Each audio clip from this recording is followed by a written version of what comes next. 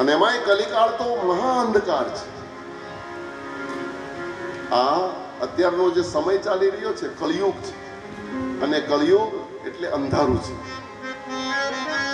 કલો કિરેણ ભાષિતમ, કળિયુગમાં કિરણ છે દેવી ભાગવત. ઘટાટો અંધારું હોય પણ એમાં જો એક બેટરીનો શેરડો આપણને મળી જાય તો આપણને રસ્તો જડી જાય. એમ મને તમને કલિકાળમાં સદમાર્ગનો રસ્તો બતાવનાર, મુક્તિનો રસ્તો બતાવનાર એવું શ્રીમદ દેવી ભાગવત છે.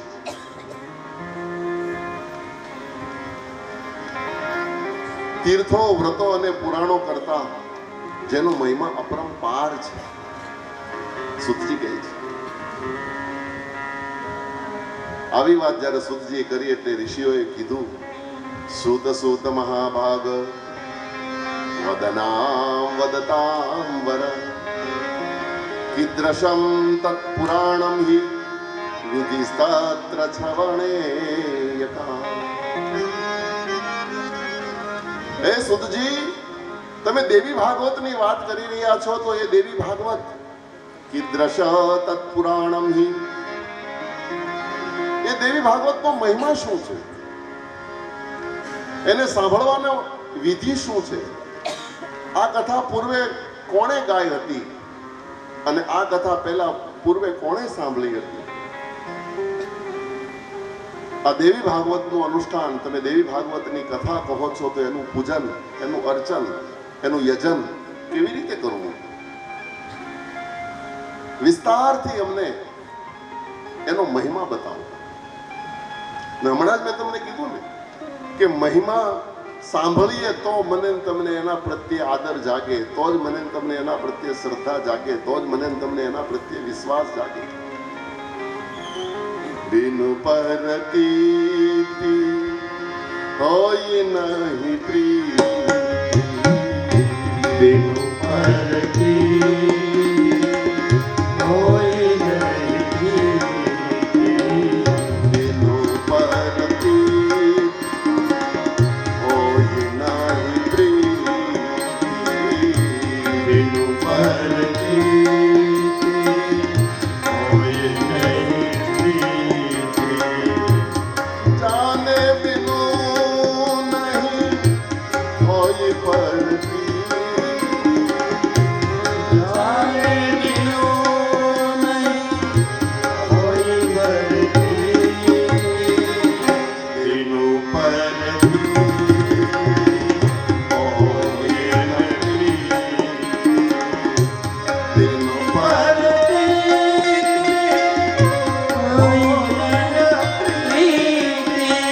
રામચરિતમાનસમાં તુલસી લખે છે, જાને બિનુ ના હોય પરતી. કોઈ પણ વસ્તુને જ્યાં સુધી આપણે જાણીએ નહીં ત્યાં સુધી એના પ્રત્યે આપણને કોઈ આદર, માન, સન્માન જાગે. અને એક વખત પ્રતીતિ થાય તો પછી એની પ્રીતિ થાય, એના પ્રત્યે પ્રેમ જાગે. અને ઓળખાઈ ગયા પછી જે જાગે એને જ સાચો પ્રેમ કહેવાય. આ પછી પ્રેમની પરિભાષા પણ એ છે, આંધળું થયું નહીં. હૃદયમાં ઉતરે, મનમાં ઉતરે, આત્મામાં ઉતરે અને સમજાય, અને પછી જે અંદરથી જાગે એને પ્રેમ કહેવાય. પ્રેમ छिपायो ना छिपे, મીરાએ કીધું છે. પ્રેમ छिपायो ना छिपे, જા ઘટ પર ઘટ હો, जब से मुंह बोले नहीं नयन दे रो. જેના હૃદયમાં, જેના ઘટમાં પ્રેમ જાગે ને, મીરા કે પછી એને મોઢેથી બોલવાનો ન હોય. જબ સે મુંહ બોલે નહીં, મોઢામાંથી જીભાનને પછી જીભ બંધ થઈ જાય, મોઢું બંધ થઈ જાય. ઓર નયન દેત હેરો, આંખમાંથી આંસુઓની ધારા વહેવા માંડે, અને એ પ્રત્યે એને સાચો પ્રેમ કહેવાય.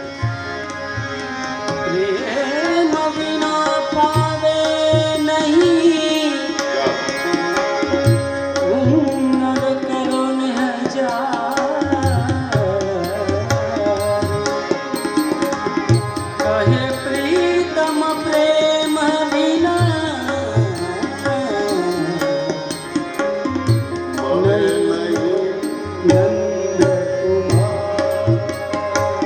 કહે પ્રીતમ પ્રેમ વિના મિલે નહીં મન. ભીતરથી જાગેલો પ્રેમ,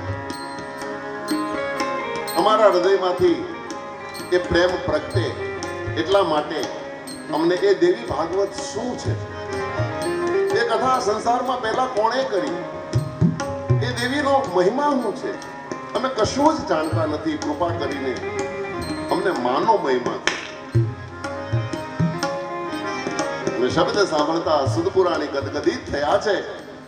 નમો દેવ્યે મહાદેવ્યે આંખ બંધ કરીને ભગવતીનું આરાધન કરવા લાગ્યા છે સુદ.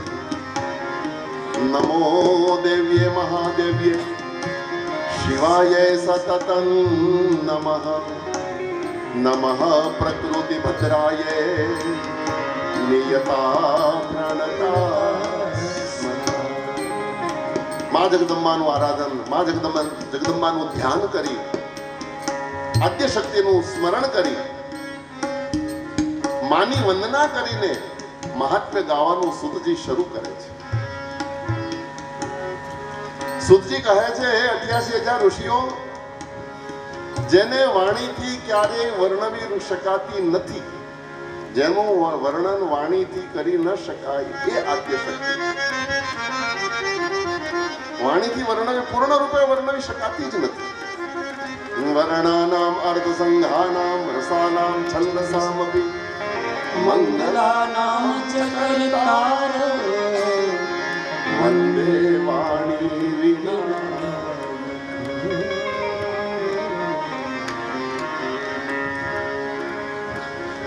એ વાણીને કોણ વર્ણવી શકે, જે વાણી રૂપી છે, જેનું રૂપ જ વાણી છે, એને વાણીમાં કેમ ઉતારવી?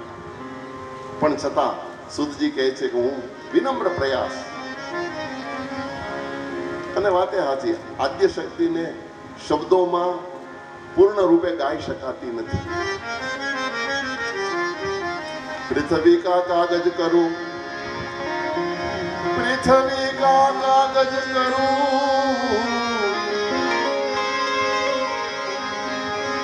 પૃથ્વી કા કાગજ કરું, લેખીની કરું વન રાય. सात समुंदर के शाही करो, મગર જગદંબા ગુણ લીખ્યો ન જાય. પૃથ્વી જેવડો કાગળ બનાવવામાં આવે, સમુદ્રમાં જેટલું પાણી છે એટલી શાય બનાવવામાં આવે, અને આ જગતભરના ઝાડને કલમ બનાવવામાં આવે, અને સાક્ષાત સરસ્વતી પોતે લખવા, ગણપતિ સાથે બંને જણા લખવા બેસે, આયુષ્ય પૂરી થઈ જાય તો પણ જગદંબાના ગુણને પૂર્ણ રૂપે ગાઈ શકાતી નથી. અસિતગિરી સમં સ્યાત કજ્જલમ સિંધુ પાત્રે. આ જ શબ્દો સંસ્કૃતમાં અસિતગિરી સમં સ્યાત કજ્જલમ સિંધુ પાત્રે સુરતરવર શાખા લેખિની પત્ર મુરવી લિખિતી યદિ ગ્રહિત્વા શારદા સર્વકાલમ તદપિ તવ ગુણાનામીશ પારમ નયાતિ.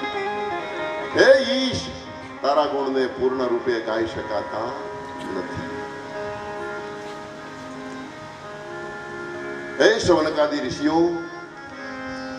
એ જગદંબાને પૂર્ણ રૂપે ગાઈ ન શકાય, પણ છતાં તમે મને સવાલ કર્યો છે, તો હું તમને મારા વાણીના પુષ્પો જગદંબાના ચરણે ચડાવવાનો પ્રયાસ કરું છું.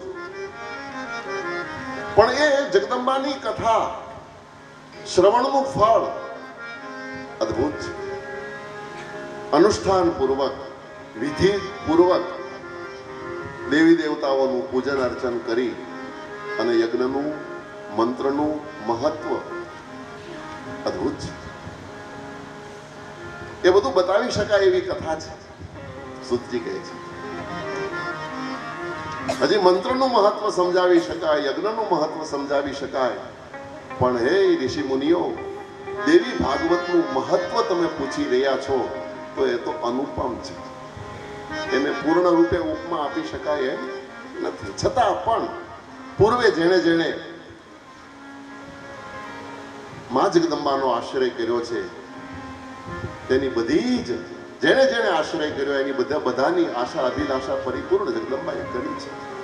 આશા અને અભિલાષા પરિપૂર્ણ કરનારી એ જગદંબા, એનું ચરિત્ર હું તમને કહેવા જઈ રહ્યો છું, હે ઋષિઓ, સાવધાન થઈને સાંભળો.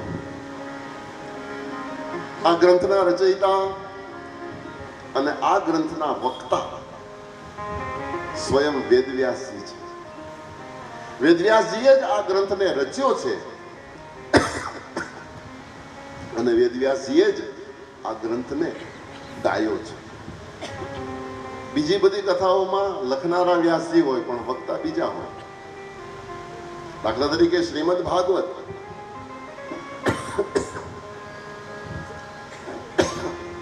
તો શ્રીમદ ભાગવત લખ્યું છે વ્યાસજીએ, પણ એને ગાયું છે સુખદેવજી.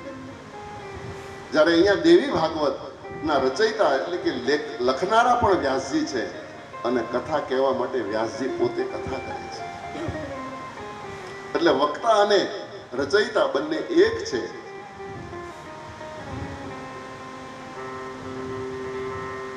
વિષ્ણુરસો મુનિર્ન જાત સત્યવત્યા પરાશરા વિભાજસ્ય વેદાશ્ચતુર શિષ્યાદ્યા પુરા.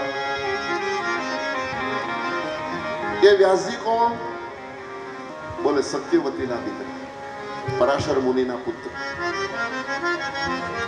પણ એના કરતા પહેલો શબ્દ છે વિષ્ણુરાંશો મુનિર્ણા. સાક્ષાત વિષ્ણુ ભગવાનનો અવતાર. વ્યાસજી સાક્ષાત વિષ્ણુ નારાયણ છે, જેણે વેદોના વિભાગો કર્યા હતા. વેદ એક હતો, એ એક વેદના 4 ભાગ વ્યાસજીએ કર્યા છે. એટલા માટે એ વેદ વ્યાસજી કહેવાના છે. તત્રર્ગ વેદ ધરપેલ સામગો જેમિની કવિ વૈશંપાયન ઐવૈકો નિષ્ણાતો યજુષા મૂઢ. એ વેદોને પાછા પોતાના શિષ્યોને ભણાવ્યા. વેદ એક હતો, એના 4 પાર્ટ કર્યા અને 4 પાર્ટ જુદા જુદા શિષ્યોને ભણાવ્યા. તત્રર્ગ વેદ ધરપેલ, પેલ નામના મુનિને ઋગ્વેદ ભણાવ્યા અને પેલ ઋષિના જે સંતાનો થયા એ બધા ઋગ્વેદી કહેવાના. તત્રર્ગ વેદ ધરપેલ સામગો જૈમિની કવિ. સામવેદ જૈમિની મહારાજ ભણ્યા અને જૈમિની મહારાજનો વંશ એ બધા સામવેદી ઋગ્વેદી કહેવાના. વૈશંપાયન ઐવૈકો નિષ્ણાતો યજુષા મૂઢ. અથર્વ અંગિરસ સામાસિક. અંગિરા મુનિ અથર્વ વેદ ભણ્યા વ્યાસજીની પાસે. અને મારે કહેવું છે કે આ પરંપરા વ્યાસજીએ શરૂ કરી. એ એના શિષ્યને ભણાવે, એ મોટા થઈને એના શિષ્યને ભણાવે, એ મોટા થઈને એના શિષ્યને ભણાવે અને પરિણામે પરંપરાથી વેદ ટકી રહે. ટૂંકમાં કહી દઉં તો એ વખતે છાપખાનું કે ચોપડા, કાગળ, શાય કાંઈ હતું નહીં. ઇન્ડિપેન્ડન્ટ શોધ નહોતી થઈ. લખવું કેવી રીતે? એ વખતે વેદ મસ્તકમાં રહેતો હતો. વ્યાસજીએ મસ્તકમાં આપવાની શરૂઆત કરી. શિષ્યોને ભણાવી દીધો, એણે એના શિષ્યોને ભણાવી દીધો, એણે એના શિષ્યોને ભણાવી દીધો અને પરિણામે શિષ્ય પરંપરાગત વેદ અત્યાર સુધી ટકી રહ્યો.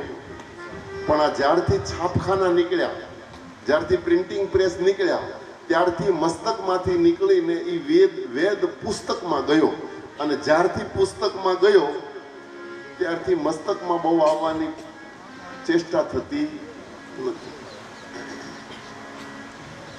અને સુભાષિતકારો એમ કે પુસ્તકસ્તુ યથા વિદ્યા પર હસ્તે ગતમ ધનમ. પુસ્તકમાં રહેલી વિદ્યા અને આપણું ધન પણ જો બીજાના ખીચામાં હોય તો એ આપણું કહેવાતું. કહેવાનો મારો અર્થ એ છે કે વેદ મસ્તકની વસ્તુ છે. વેદ મસ્તકમાં રહે છે અને રહેવો જોઈએ. અને એટલા માટે આપણે ત્યાં મસ્તકની પૂજા થાય, કપાળમાં જ ચાંદલો થાય. ઘણાનું તો કપાળ બહુ નાનું હોય પણ તોય ચાંદલો તો કપાળમાં જ કરવો પડે. હાસ્ય કલાકારે પીઠ 2.5 ફૂટની હોય પણ કાંઈ વહામાં ચાંદલો ન થાય. એ 1.5 ઇંચનું હોય, 1 ઇંચનું હોય તો ચાંદલો તો કપાળમાં જ કરવો પડે. કારણ કે વેદને રહેવાનું ઘર મસ્તક છે. એટલા માટે કપાળમાં ચાંદલો થાય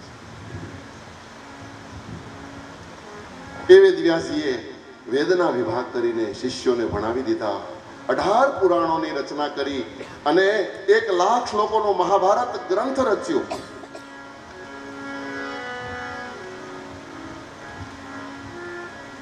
જગત હિતાર્થે બહુ બધું લખ્યું છે વ્યાસજી. 1,00,000 શ્લોકોનો મહાભારત લખ્યા પછી વ્યાસજીને દેવી ભાગવત લખવાની પ્રેરણા નારદજી આપી. દેવી ભાગવતમ તત્ર પુરાણમ ભોગ મોક્ષદમ સ્વયં તુ શ્રાવયામાસ જન્મે જય ભૂપતિ સ્વયં તુ શ્રાવયામાસ જન્મે જય ભૂપતિ. જન્મેજય રાજાને વ્યાસજીએ આ કથા સંભળાવી છે. આવો અહીંયા સુરપુરાણી બોલ્યા છે. એ ઋષિઓ, આ કથા ભોગ અને મોક્ષ આપનારી છે. સંસારની કામનાઓ તો તુરંત પૂર્ણ કરનારી છે. આ કથા સાંભળે એની બધી જ સંસારની ઈચ્છાઓ પરિપૂર્ણ થાય. પણ આ સંસારમાંથી મુક્ત થવા માટે પણ એટલી જ મહત્વની છે.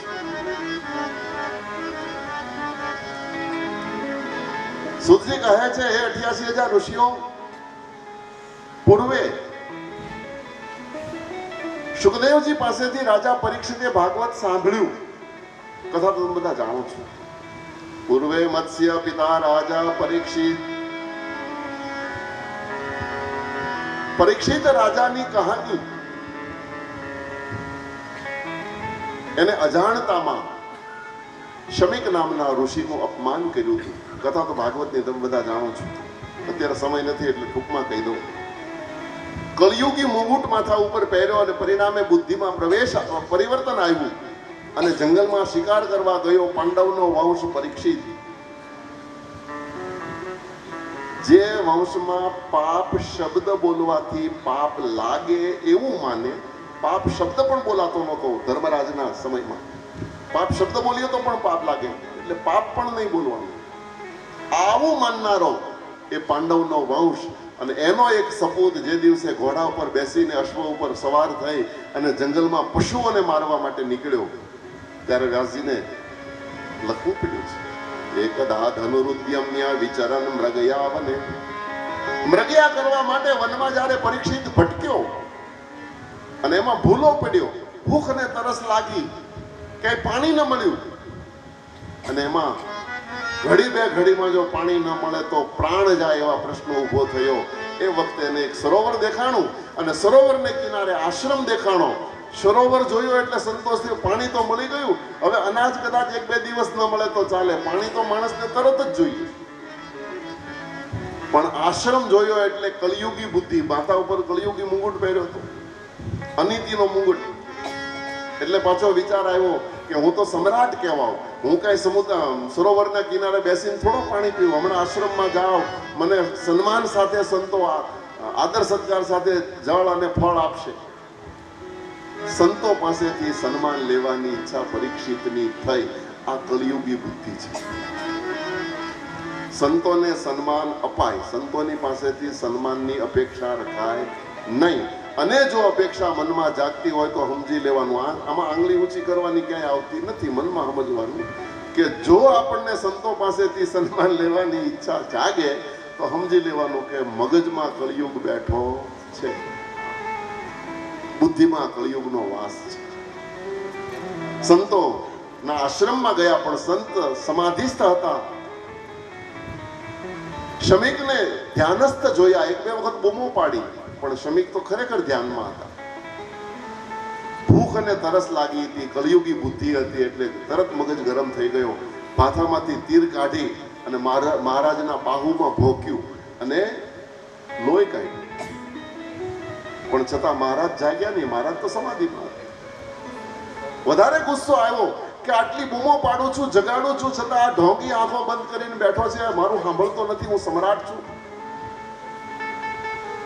આવાને તો મારી નાખવા જોઈએ. એ જ બાણ ધનુષ્યના ઉપર ચડાવ્યું અને મારવા માટે તીર તાક્યું. પણ એ વખતે બાજુના દરમાં તક્ષક નામનો નાગ, આ નાગ આશ્રમનો નાગ છે, આ નાગ શમિકનો પિતરાય છે, પણ એ તક્ષકને દરમાં બેઠા બેઠા ભોણમાં બેઠા બેઠા વિચાર આવ્યો કે પાંડવનો વંશ બ્રહ્મ હત્યા કરવા જઈ રહ્યો છે. કમાનમાંથી જો તીર છટક્યું તો પાંડવનો વંશ કલંકિત થઈ જશે, બ્રહ્મ હત્યા એના નામે ચડી જશે. મારે આને બચાવવો જોઈએ. આ કથા હરિવંશ પુરાણમાં છે. ફૂફાડો મારી અને તક્ષક નાગ બારો આવ્યો અને તીર તાંક્યું તું શમિકને મારવા માટે, પણ ઓચિતાનો જ્યારે સાપે ફૂફાડો માર્યો એટલે મહારાજને મારવાના બદલે તક્ષકને માર્યું અને લોહી નીતરતો તક્ષક નાગ શમિકના ગળામાં પહેરાયો. જો નકલી સમાધિ હશે તો હમણાં જાગી જશે, ઊભા થઈ જશે, પણ સમાધિ અસલી હતી. શમિક જાગ્યા નહીં. ક્રોધ કરીને પરીક્ષિત ત્યાંથી નીકળી ગયો. સરોવરના કિનારે પાણી પી લીધું. પાણી પીને પોતાના ઘરે જવાના રવાના થયું. ઘરે પહોંચ્યું, કળિયુગી મુંગુટ નીચે ઉતાર્યું અને જેવો કળિયુગ ગયો અને હવે અસલ પરીક્ષિત બારો આવ્યો, પાંડવનો વંશ બારો આવ્યો એટલે તરત એના મનમાં ઝુકારો થયો, વિચાર આવ્યો કે અરે હું પાંડવનો ધર્મરાજનો વંશ અને આવું પાપાચાર કરી આવ્યો. મેં મૃગલાઓને માર્યા, મૂંગા જીવોને માર્યા, એને ઘાસચારો નાખવાનો તો એક બાજુ ઉલટાના એને દોડાવીને મેં મારી નાખી. અને મેં બ્રાહ્મણનું અપમાન કર્યું. બ્રાહ્મણના આશ્રમે જઈને એને દાન દક્ષિણા આપવાનું તો એક બાજુ, એ ઋષિના આશ્રમમાં જઈને એને સહકાર આપવાની તો એક બાજુ, ઉલટાના એના બાહુમાં હું બાણ ભોંકી આવ્યો. હું પાપી છું. સિંહાસને બેસવા જતો હતો પણ પહેલે પગથિયે પગ થંભી ગયો, કારણ કે આ ધર્મરાજની ગાદી છે. એ ધર્મરાજની ગાદી ઉપર બેસવાને લાયક હવે હું નથી. આમ કહી અને નીચે ઉતરી ગયો, પાછો ફરી ગયો અને સીધો ચોરે આવ્યો અને ચોરાહે આવી ગામ લોકોને ભેગા કરી અને જાહેરમાં પરીક્ષિતે કીધું કે ભાઈઓ, હું તમારો રાજા બનવાને લાયક નથી. એ જ વખતે રાજ્યનો પરિત્યાગ પરીક્ષિતે કરી દીધો છે. હું પાપી છું, હું તમારો રાજા બનવાને લાયક નથી. અને એક વાત સમજવા જેવી, પુણ્યની જાહેરાત કરવાથી પુણ્ય કપાય અને પાપની જાહેરાત કરવાથી પાપ કપાય. હવે શું કપાવવું અને શું વધારવું, હું રાખવું, એ નક્કી આપણે કરવાનું. જેની જાહેરાત કરશું એ આપણું ઘટશે. અત્યારે સમાજમાં દેખાય એટલે કહું, લોકો પુણ્યની તો એવી જાહેરાતો કરે, બોર્ડ ચિતરાવે. હવે તો આરસના પાણામાં ચિતરાવે. બોલો, લાંબો ટાઈમ રહે નહીં હાલ. પણ એ પુણ્યની જાહેરાત મારા ને તમારા પુણ્યને ખાઈ જાય છે. પુણ્યની જાહેરાત કરવાથી પુણ્ય કપાશે અને પાપની જાહેરાત કરવાથી પાપ કપાશે. પાપ જાહેર કરવું જોઈએ, એના બદલાનું પાપ આપણે છુપાવી દઈએ. એ આપણે કોઈને કહીએ જ નહીં. હા, એનો વધારો કરતા રહીએ.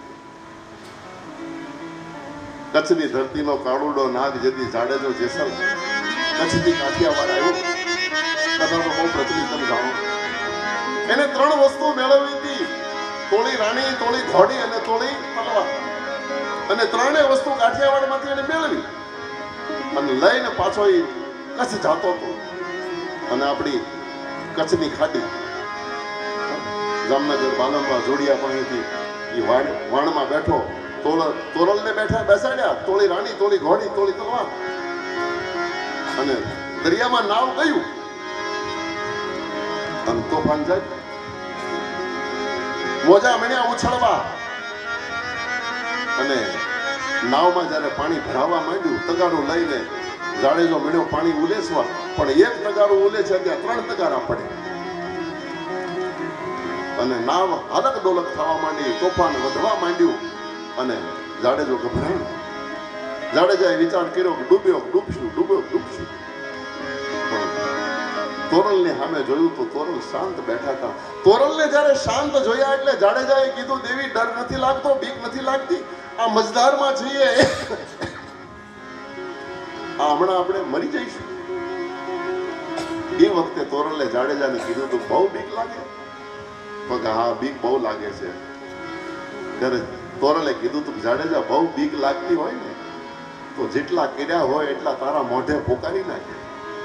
જાડેજા, જેટલા તે કર્મ કર્યા હોય, જેટલા પાપ કર્યા હોય એટલા તારા મોઢેથી બોલી નાખ, ગાઈ નાખ, કાઢી નાખ, વજન ઓછો કર.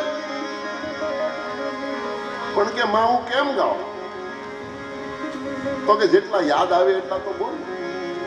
બાપ તારું પ્રકાશ જાડેજા ધર્મ તારો સંભાળ રે.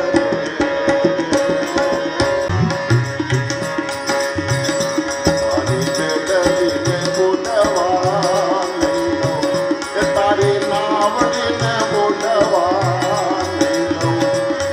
જાડેજા રે, એમ તો રોજી રે એવું તો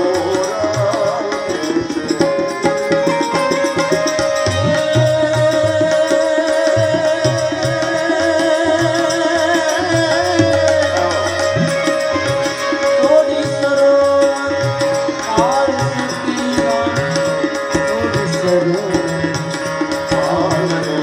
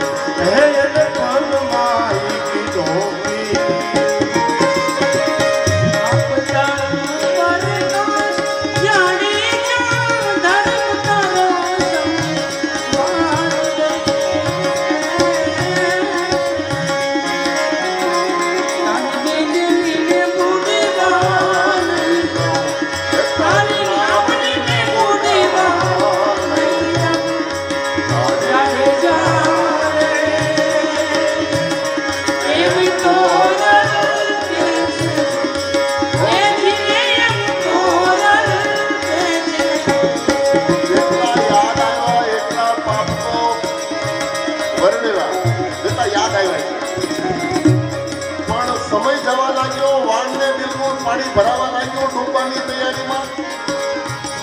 એટલે જાડેજાએ કીધું કે આમ વર્ણવા દે તો આખો દી થાય એમ છે. એટલા બધા મારા પાપ છે. એટલે તોરલે કીધું કે તો પછી હવે એક એક વર્ણવવા કરતા એક કામ કર, એક અને આંકડો બોલી દે. જેટલા આંકડો તું બોલીશ એટલા તારા ગુના માફ. અને જાડેજાએ આંકડો આપ્યો.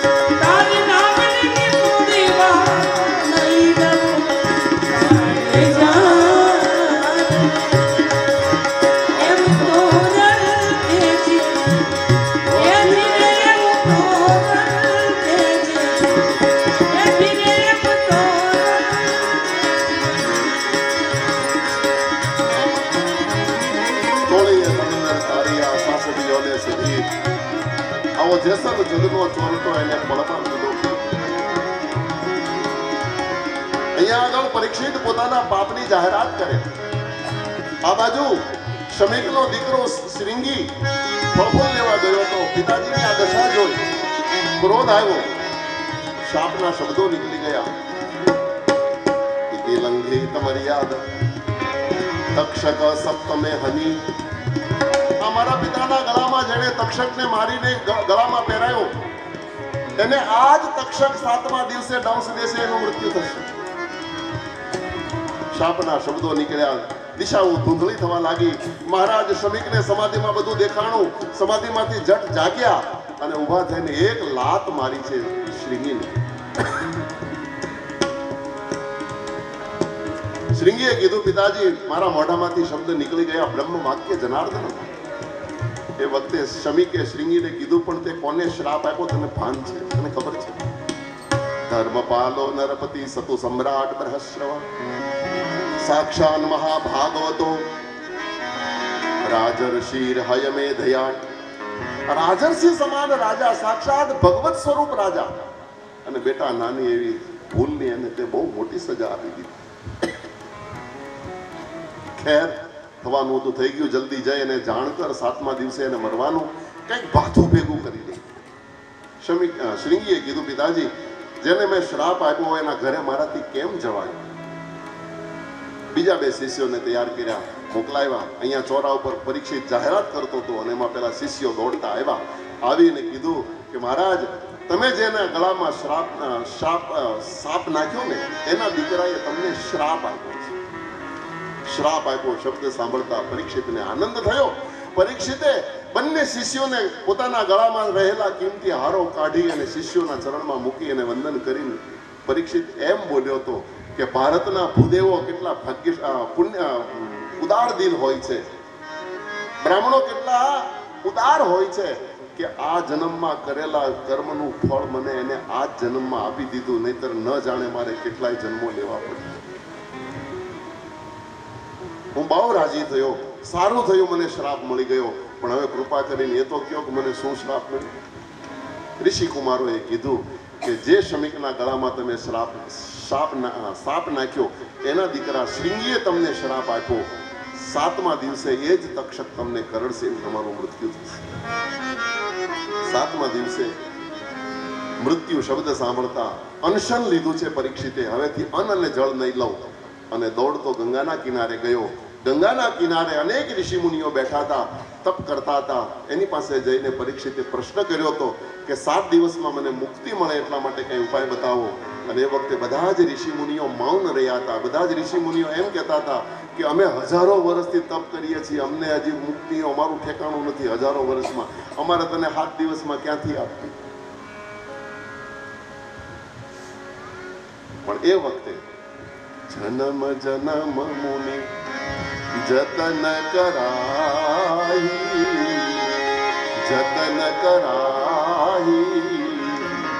અંતરામ કહી આવત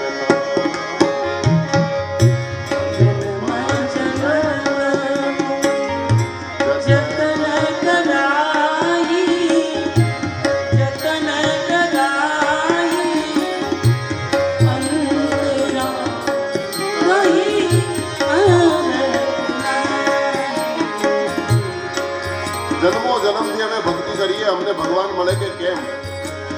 અમારે 7 દિવસમાં તને કેમ ભગવાન આપવા?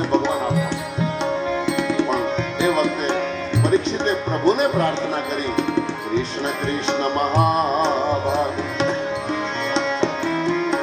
ત્વન્નાથમ ગોકુલમ પ્રભુ ત્રાતુરમર્હસી દેવા કૃપિતા ભક્તવત્સલ. હે ભક્તવત્સલ, હે કૃષ્ણ, હે ગોકુલાધીશ, હું માના ઉદરમાં હતો ત્યારે તો તમે મને દર્શન આપવા માટે માના ઉદરમાં આવ્યા હતા, અંગુષ્ઠનું રૂપ લઈને. શું મને મારા મૃત્યુ વખતે દર્શન નહીં થાય? અને એ પ્રાર્થના પ્રભુએ સાંભળી સુખદેવજી મહારાજને મોકલાવ્યા. સુખદેવજી ગંગાના કિનારે આવ્યા, ગળામાં પુષ્પની માળા પહેરાવી, ચરણમાં બેસી અને 7 દિવસ સુધી પરીક્ષિતે ભાગવતની કથા સાંભળી. 7મા દિવસે પેલો તક્ષક આવ્યો, દંશ દીધો, પરીક્ષિતનું મૃત્યુ થઈ ગયું.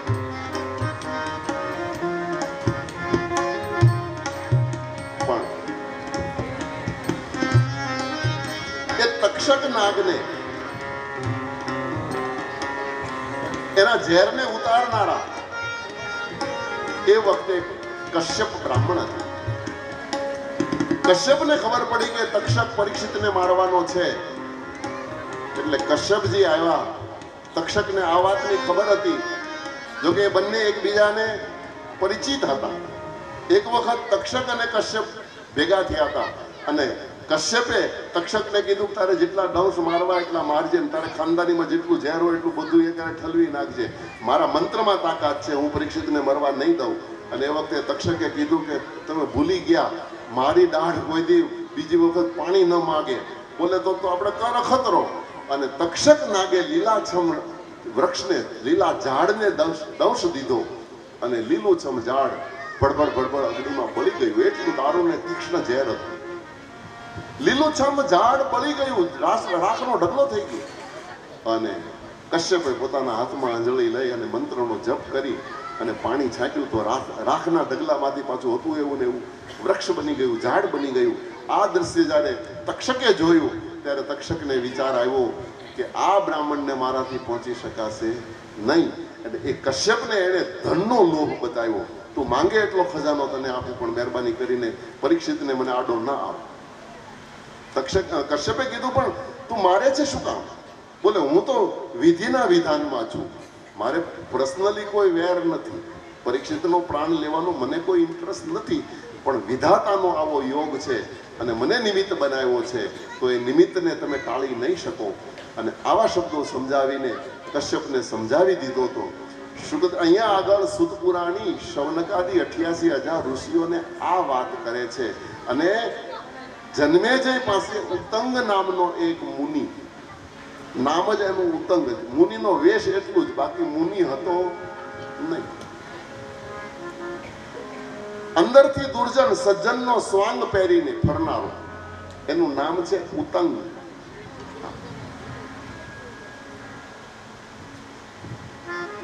સજ્જનના વેશમાં દુર્જન. અને આપણે ત્યાં કવિઓ કહે સાકર તજે ન મધુરતા, અમલ તજે નહીં ઝેર, સજ્જન તજે નહીં મિત્રતા, દુર્જન તજે નહીં વેર. સજ્જનની દુર્જનની વ્યાખ્યા શું?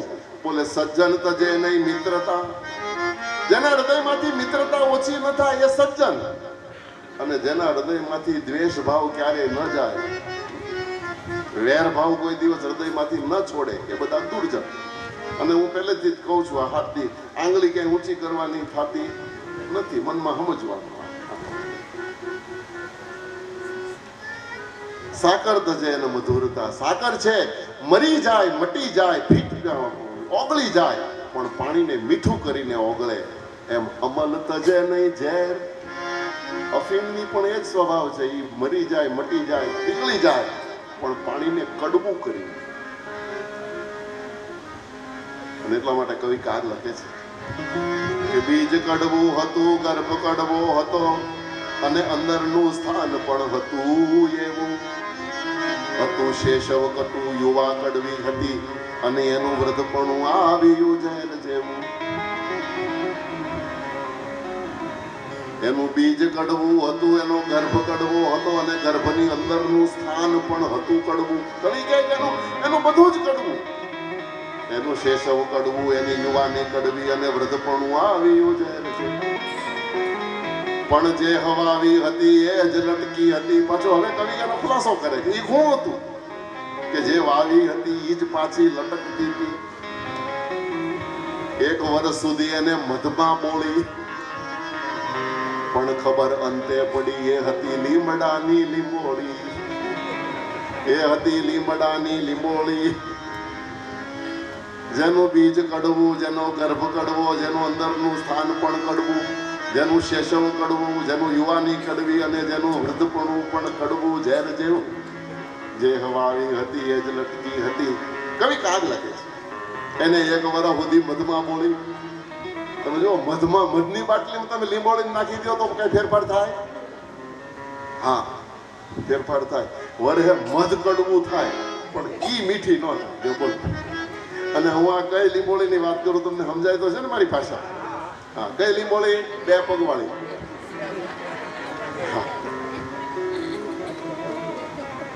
હાલતી ચાલતી લીંબોળી. સમાજમાં દેખાય એટલે બોલવું પડે, બાકી વ્યાસપીઠને કોઈની સાથે વ્યક્તિગત કોઈ વાંધો હોતો છે પણ નહીં અને હોતો પણ નથી. પણ સમાજમાં જે દેખાય છે અમુક લીંબોળીઓ, તમે નજર કરો તો દેખાય કો બજારમાં, આપણે રીતસર નહીં દેખાય, હાલી જાય લીંબોળી બોલ.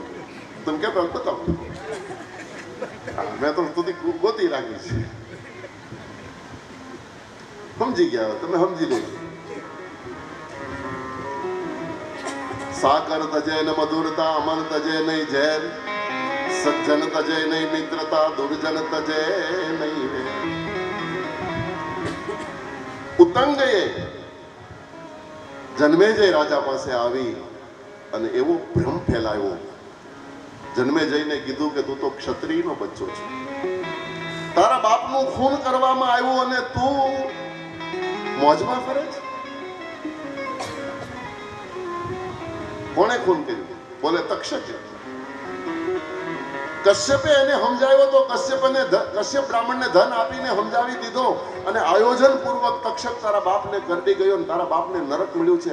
આવા ખોટા શબ્દો ઉત્તંગે જન્મેજય રાજાના કાનમાં કીધા અને જન્મેજય ખિન્ન થયો છે. ઉત્તંગની વાતમાં જન્મેજય રાજા આવી ગયો. પ્રતિશોધની જ્વાળા એના હૃદયમાં પ્રગટી ગઈ અને ઉત્તંગના કહેવાથી જન્મેજય રાજાએ વેર કા બદલા વેર, ખૂન કા બદલા ખૂન. ઉત્તંગને પૂછ્યું કે મારે શું કરવું જોઈએ તક્ષકને દુખી કરવો હોય તો? બોલે સર્પ યજ્ઞ કર, એટલે એના બધા હગાવાલા મરી જશે અને એના હગાવાલા મરશે એટલે વધારે દુઃખી થશે અને એક દિવસ ખુદ તક્ષકને પણ આપણે યજ્ઞકુંડમાં સ્વાહા કરી નાખશું. એને પર્સનલ વાંધો હતો તક્ષક સાથે. આપણે દેશી ભાષામાં તમને સમજાવી દઉં તો ટાઢે પાણીએ રાજાની પાસે. અને એ વાતમાં, ઉત્તંગની વાતમાં જન્મેજય રાજા આવી ગયો અને ત્યાં જ યજ્ઞકુંડ બાંધી અને ઉત્તંગે યજ્ઞનો આરંભ કર્યો અને હજારો સર્પોનું આવાહન કરી અને રોજ યજ્ઞકુંડમાં સ્વાહા કરવા લાગ્યા. લાખો સર્પોને યજ્ઞકુંડમાં અગ્નિમાં સ્વાહા કર્યા છે. તક્ષકને ખબર પડી કે આને સર્પ યજ્ઞ શરૂ કર્યો, મારે બચવું જોઈએ. બચવા માટે સ્વર્ગમાં ગયો. ઇન્દ્ર મહારાજની પાસે આશરો માંગ્યો. ઇન્દ્રએ એને નિર્ભય બનાવ્યો. ઇન્દ્રએ કીધું તું તારે મારા સિંહાસન ઉપર બેસી જા, અહીંયા તને કોઈ તારો વાળ વાંકો ન કરે. અને આ વાતની ખબર દિવસો સુધી યજ્ઞ ચાલ્યો. ઉત્તંગે વિચાર કર્યો કે આ બધા સર્પો આવે, તક્ષક કેમ દેખાતો નથી? ઉત્તંગે સમાધિમાં જોયું તો તક્ષક સ્વર્ગમાં દેખાણો અને ઇન્દ્ર સમેત તક્ષકનું આવાહન મંત્રોથી કર્યું. અને ઇન્દ્ર મહારાજનું સિંહાસન જ્યારે ખેંચાવા માંડ્યું ત્યારે ઇન્દ્રએ વિચાર કર્યો કે હું પણ યજ્ઞકુંડમાં સહા થઈ જઈશ. તક્ષકને કીધું, તક્ષક હું તને આશરો આપી શકું એમ નથી, તારું ભાગ્ય, તારું નસીબ, તારે જે કરવું હોય તે કર, પણ મને છોડ. નિરાશ થયેલો તક્ષક, ઇન્દ્ર મહારાજથી તરછોડાયેલો તક્ષક એ વખતે આસ્તિક મુનિ પાસે જાય છે. આસ્તિક મુનિનો પરિચય આપું તો જરુત્કારુનો દીકરો છે. જરુત્કારુ શેષનાગનો ની બેન છે. જરુત્કારુ બેનનું નામ છે અને એના ધણીનું નામ પણ જરુત્કાર ઋષિ છે. જરુત્કાર અને જરુત્કારુનો દીકરો છે તક્ષક, એટલે શેષનાગનો સગો ભાણે છે. આસ્તિક પાસે જઈ અને આશરો માગ્યો ત્યારે આસ્તિક મુનિએ કીધું તું કે ચિંતા ન કર, હું તને આ યજ્ઞમાંથી બચાવીશ, ચાલ મારી સાથે. અને તક્ષકને લઈ અને આસ્તિક મુનિ જન્મેજય રાજાના યજ્ઞમાં આવ્યા. એને દરવાજે ઊભો રાખ્યો તક્ષકને. અંદર આવી અને જન્મેજયને કીધું કે જન્મેજય, આ તું શું કરી રહ્યો છું? લાખો સર્પોને તું રોજ યજ્ઞકુંડમાં મૂંગા સર્પોને બાળી નાખે છે. પાંડવના વંશમાં પાપ શબ્દ બોલવો પાપ લાગતું તું, એના બદલામાં તું પાપાચાર દિવસોથી કરી રહ્યો છો. કોઈ માણસની વાતમાં આવીને તું કેટલી પ્રતિશોધની જ્વાળા તારા હૃદયમાં પ્રગટી ચૂકી છે તે વિચાર્યું છે ખરું? તારા પિતૃ સ્વર્ગમાં ગયા હતા, પાંડવો સ્વર્ગમાં ગયા હતા, પરીક્ષિત પણ સ્વર્ગમાં ગયા હતા, પણ બધા તારા પિતૃઓને સ્વર્ગમાંથી તે પકડીને પાછા નરકમાં નાખવાનો ધંધો કર્યો છે. તારા પિતૃઓ સ્વર્ગમાં હતા એને તે નરકમાં નાખ્યા છે. અને આ શબ્દો જ્યારે સાંભળ્યા ત્યારે એના હૃદયની અંદર સચ્ચા હૃદયમાં દીવો પ્રગટ્યો. એને સમજણ આવી ગઈ કે હું આની વાતમાં આવીને બહુ મોટો પાપાચાર કરી ચૂક્યો છું. એને એ જ વખતે ઉત્તંગને અપમાનિત કરીને ત્યાંથી કાઢી મૂક્યો અને આસ્તિકના પગ પકડી લીધા. આસ્તિકને કીધું કે હવે મને ઉગાર. તે જ મને ઉગાર્યો, મને બચાવ્યો. યજ્ઞ હું અત્યારે જ બંધ કરું છું. તક્ષકની સાથે એને સમાધાન કરાવી દીધું અને જન્મેજય રાજાએ આસ્તિક મુનિના ચરણમાં બેસીને પ્રાર્થના કરી હતી કે મને આ પાપાચારમાંથી મુક્ત થવા માટેનો ઉપાય બતાવો. મારાથી થયેલા પાપને હું કેમ ખાળી શકું, નરકમાં નાખેલા મારા પિતૃઓને પાછું હું સ્વર્ગ કેમ અપાવું, એના માટેનો મને ઉપાય બતાવો. અને એ ઉપાય અહીંયા આગળ આસ્તિક મુનિએ કીધું કે એ ઉપાય હું તો તમને ન બતાવી શકું, પણ તમે કોઈ ઋષિ મુનિઓના ચરણમાં જાઓ, ઋષિઓ તમને સદમાર્ગ બતાવશે, તમારી પાસે કંઈ સત્કર્મ કરાવશે. હું તમને અટકાવી શક્યો પણ હવે આગળની વિધિ મારી પાસે નથી. આવું કહીને આસ્તિક મુનિ ત્યાંથી ગયા. અને ત્યાર પછી કથા એવી છે કે વૈશંપાયન મુનિ એક દિવસ જન્મેજય રાજાના દરબારમાં આવ્યા હતા અને વૈશંપાયન મુનિએ મહાભારતની કથા સંભળાવી. અને આપણે બધા બહુ પુરાણી વડીલોને આ કથાની ખબર હશે. વૈશંપાયે એની પેરે બોલ્યા, સુણો જન્મે જય રાય, વિસ્તારી તુજને સંભળાવું મહાભારત મહિમાય. વૈશંપાયે એની પેરે બોલ્યા, સુણો જન્મે જય રાય. મહાભારતની કથા વૈશંપાયન મુનિએ જન્મેજય રાજાને સંભળાવી, પણ એનાથી એના પિતૃઓને અથવા તો એને પોતાને સેટિસ્ફાય ન થયો, એને પોતાને સંતોષ ન થયો. અને એક દિવસ વ્યાસજીના ચરણમાં જાય છે અને વ્યાસજી મા ભગવતીની કથા એને સંભળાવે છે. પણ એ બધી કથા આપણે આવતીકાલે સવારે 9 વાગે, 9 કે 9:30 નો ટાઈમ આપણો સવારે 9 વાગે આપણે કરીશું. આજે મેં થોડોક સમય તમારો વધારે લઈ લીધો, પણ એક ચરિત્રને પૂરું કરવું હતું.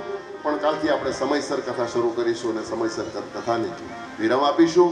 1 મિનિટ માટે આપણે જગદંબાનું સંકીર્તન કરીએ, આરતી કરીશું. ત્યારબાદ જે કંઈ સૂચના હશે આપ સૌને વિદિત થશે. જય અંબે જગદંબે અંબે મા ભવાની, જય અંબે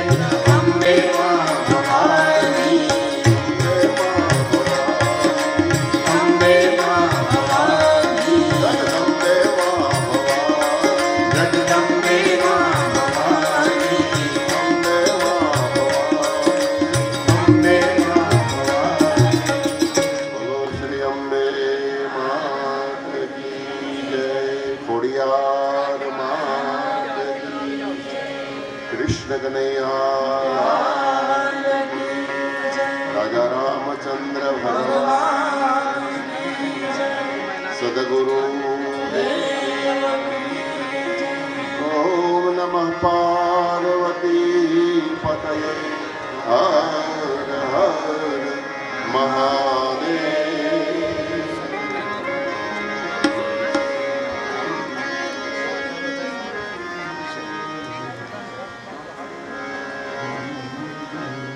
આજે સવારે હેમાંદ્રી પાઠમાં જે બેઠેલા છે એ સર્વે આરતીમાં આગળ આવશે તથા ગણપતિ સ્થાપનમાં જે લોકો હતા તે સંધ્યા આરતીમાં અત્યારે સ્ટેજની આગળ આવશે। બીજું કે કાલની રસોઈ માધવજીભાઈ ગોવિંદભાઈ તેમજ કરમશીભાઈ ગોવિંદભાઈ પરિવાર તરફથી છે, તો કાલે સવારે જે પૂજા હોય છે એ એમના પરિવાર દ્વારા થશે, એટલે કાલે 7:30 પૂજામાં એ પરિવાર આવી જશે।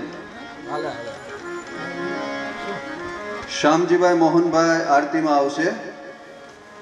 શ્યામજીભાઈ મોહનભાઈ ઝડપથી આવશે। શ્યામજીભાઈ મોહનભાઈ આરતીનો સમય થઈ ગયો છે, આપના અત્યારે વેઇટ કરી રહ્યા છે બધા। શ્યામજીભાઈ મોહનભાઈ આવી જશે।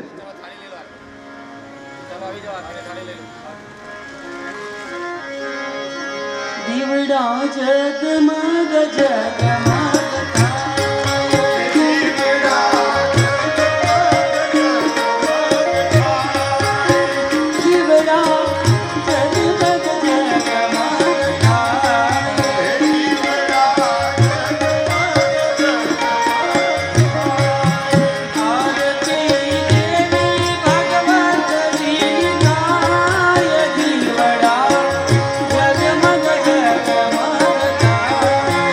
हरे